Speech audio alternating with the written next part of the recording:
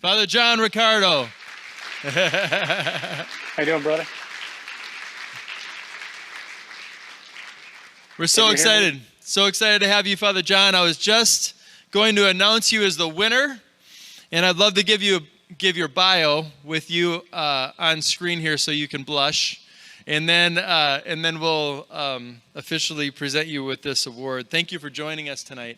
I know you just got done with a retreat to priests in the Diocese of Saginaw. Mm-hmm. Right. We're flying high. Yeah. God was showing off again. Beautiful. Well, all of you probably are familiar with the work of Father John Riccardo.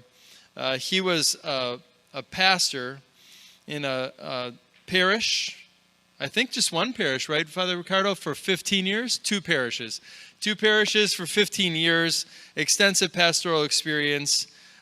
He's a graduate of the University of Michigan, which is probably the only negative thing about him from my standpoint.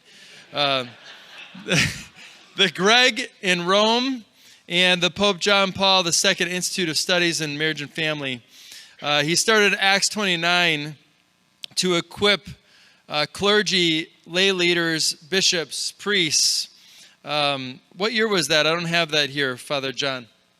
2019. 2019. It's grown quickly. He wrote a white paper that kind of went viral in the church. It's a beautiful paper proposing a vision for the church, proposing the kerygma, I think, in a new, compelling way. Since then, he has trained more than 2,000 priests and bishops through retreats, clergy convocation workshops, and other accompaniment activities. Recently, the team felt called to introduce the Rescue Project. If you haven't heard about this, it's a new way of bringing the kerygma to your parishioners.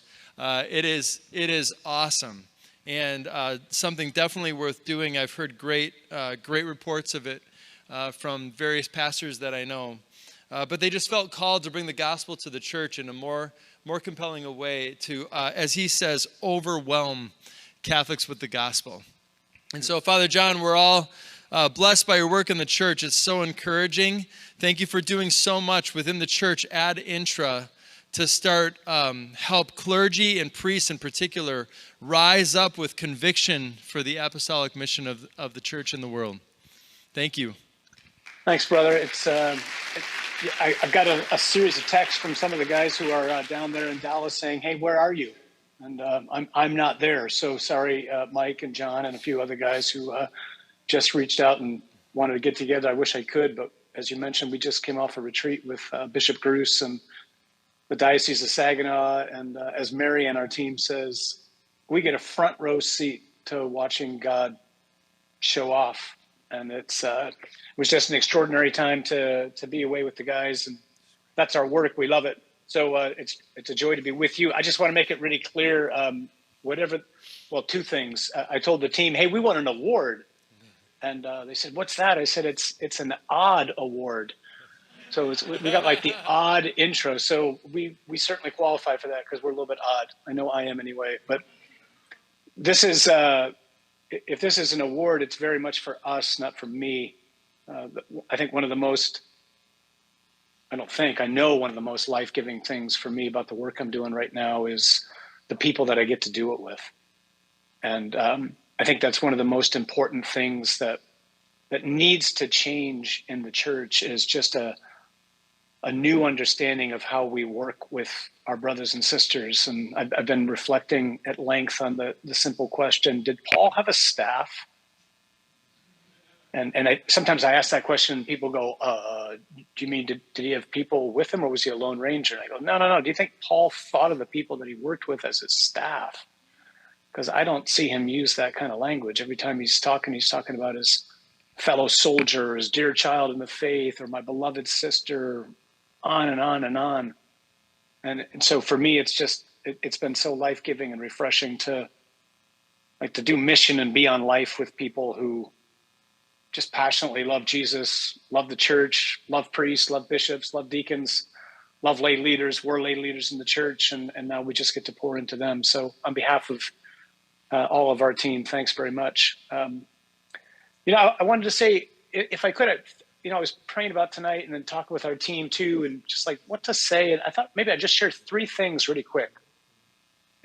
The first is we love this book, and we try to push it everywhere we go. And I think Monsignor Shea's down there, and just really grateful for the work that he's doing, and that this book's having this impact on people. And we can't agree strongly enough with the argument in the book that the most urgent task in the church right now is a compelling and attractive proclamation of the gospel. I often just remind people or point people to the comment that Pope John Paul II made in Catechesi Tradendae, I think it's paragraph 25, where he says, the initial ardent proclamation of the gospel is supposed to be such that a person is gradually overwhelmed and then moved to entrust their entire lives to Jesus in faith. And we just quite candidly don't think that's ever happened for most people in the pews. I don't think they've been overwhelmed, and I don't think they've surrendered their whole lives to Jesus in faith. And I think the reason for that is I don't think they've just ever heard the gospel. They've heard parts of it, to be sure. I don't think I preached the gospel, meaning I don't think I took time every year in the course of, say like 3, 4, 5 consecutive weeks, at least once a year, to just preach the kerygma, without which nothing makes sense. And so that's why we created the Rescue Project. Everything that we do in Acts 29 is free. Some of you guys are familiar with this probably, but we just want to get this out as widely as we can. I think we launched it near the end of August, and we're right now, I think, in 49 states and 20 countries. So if there's anybody from Utah there, please start running the Rescue Project, because that's the only state where it's not running. And it's just intended to be a help for parishes, for men's groups, women's groups, prison ministry. It's running on college campuses now. And I think what's been most inspiring to us has been to see the response of priests to it. We just came off this retreat this week, and one of the guys said, "This is the first time I've heard the gospel in a way that resonated with my masculine heart." And I think it just, the Lord's led us to preach the gospel in the way that we do, which lifts up a Jesus which is not just kind. He is kind, blessed be God. And he is compassionate, but he's more than kind. He's unconquerable, and he's Lord. And that's so much more than the ending of a prayer. And that's the one who's called you and me to follow him right now. And that's the one who's sending us out on mission. And that's the one we're supposed to put our confidence and our trust and our hope in, which is not to be naive. As a friend of mine says, it's going to get worse before it gets worse. And I think he's probably right, unless we get a Marian apparition. But it is to have an attitude of just unshakable confidence and trust. And I've always loved the section From Christendom to Apostolic Mission, where it just talks about the attitude of the apostles as they went out into a world with no resources whatsoever. What they knew was the risen Jesus. And we need that attitude. And there's nothing like the gospel to give it back to us, because I think so often for us who do ministry all day long, and especially if we're in a parish, it's so easy to get discouraged because the metrics they so often look so bad, and we can fall prey to the enemy's lies that Jesus isn't Lord, or it is just the ending of a prayer. And that's just not the case. It's so much more than that. So that's the first thing. Just 2 other real quick things, and then I'll let you guys go on with your night. The second thing is, we think that's only one of 3 what we call essential principles for transformation in the church right now. So we need to reacquire a biblical worldview. But then we also need to press into the hard work of becoming more than a staff, which is tragically what oftentimes is what we're reduced to in parish life or diocesan ministry, and even in apostolates of different kinds.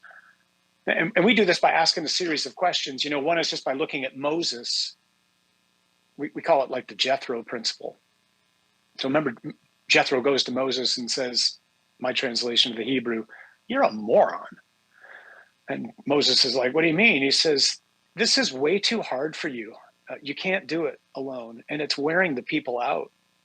Go find 70 wise men to help you." So if Moses needed 70 people Like, how many people do I need? And how many people do you need? And so just getting clarity on, like, first of all, like, leadership's a team sport. I need people with me, and God's going to bring people around me to make this happen. And then understanding, trying to help the people that we serve with come to a place where they can come to realize, just like the Lord set Paul and Barnabas apart for ministry, those of us who work in parishes and dioceses in life, we've been set apart for ministry, not set apart because we're better, but the Lord's called us apart for a work. In other words, we don't have a job. We have a mission. And I think sometimes we get into this work, even as priests, and then gradually it begins to feel like a job. And then discouragement sets in, and morale gets low, and turnover gets high. And so we just need to remind people we've been set apart for mission. We don't have jobs. That's not what we're doing here. And then flowing right from that actually is a next huge question, which is, if I'm leading an organization, if I'm leading as a pastor, I'm a deacon in charge of different ministries, or I'm a bishop, or I'm a lay leader in whatever area, and I'm not at least aspiring to be personally healthy, whatever ministry or organization that I'm a part of, certainly if I'm leading, isn't going to be healthy. And many of us are familiar with Dr. Bob Schutz and the great work that John Paul II Healing Center is doing, but they're the first people I've ever heard use the expression, hurt people hurt people. And we have a lot of hurt people in the church hurting people. I hurt a lot of people, I think, just because I was fried and exhausted and isolated and worn out some days. And so we got to press into the work of healing.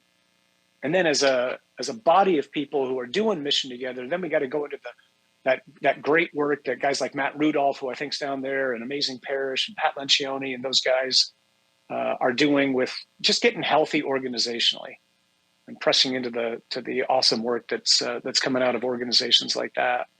So we got to become more than a staff. We got to go from a staff to a team to a family. And then that's the last of the three essential principles, which we think is actually the moneymaker, if you will. And we just call it prayerfully discerning God's plan. And all I'll say about this right now, at least my experience, our experience in Acts 29 and all the different missions that we've been a part of, unfortunately, oftentimes prayer became an agenda item. And prayer is never supposed to be an agenda item. Prayer is supposed to drive the agenda. Consul Mesa had a great quote to the bishops right after the McCarrick scandal, where he said, the apostles and saints, they didn't simply pray before they did their work. They prayed in order to know what the work is. And so we just posted on our streaming channel. If you go to watch.acts29.org, Acts 29 is ACTSXXIX.org. We try to just keep posting content there, and we posted a talk that we gave to the bishop, or the deacons rather, in Denver and their wives a couple of months ago now, on just how the Lord's led us to break open this principle. So yes, we need a compelling and attractive proclamation of the gospel. That's got to go first. But then these other two principles we think are equally as essential, and the three of them create an alloy. They create something new, and we're trying to continue to create opportunities to share that more widely with you guys and your brothers, our brothers, and leaders all across the country. Lastly, I just want to share this. I was asking the Lord, Lord, do you have a word for us tonight? And so I just came off this retreat. We were at the Columbia Retreat Center in Clarkston, Michigan, and in the sacristy of the Jesuit retreat house there, they have a reliquary which has, Ignatius and Xavier and Margaret Mary Alacoque and Gonzaga and St. John Birchman, and just hero after hero after hero after hero. And Joan of Arc's one of our heroes, who famously said, "I'm not afraid, God is with me, I was born for this."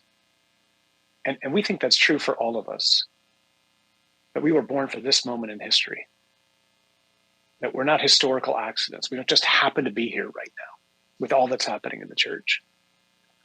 And the word that I felt like the Lord is saying to me anyway, and because this is the effect that the saints have on me when I get to pray in front of the relics, and maybe he wants to say it to some of us tonight as well, is ask me for a desire for greatness.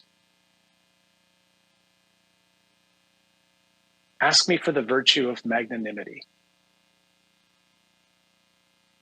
Humility, like I'm nothing, we're nothing, we're just dust and ashes. But God's created us and he has given everybody here an abundance of gifts. And because God's good, the gifts are good. The gifts are great. And if we have the humility to remember who we are, but also who God is, then we can have confidence in him and trust in him that he wants to use us right now in remarkable ways. Aslan's on the move, people. And I don't know what he's going to do, but this is an extraordinarily exciting time to be alive. And I'm glad to be on mission with you guys. And on behalf of all of Acts 29, it's a joy to accept this award. And please pray for us and count on our prayers for you. Thanks.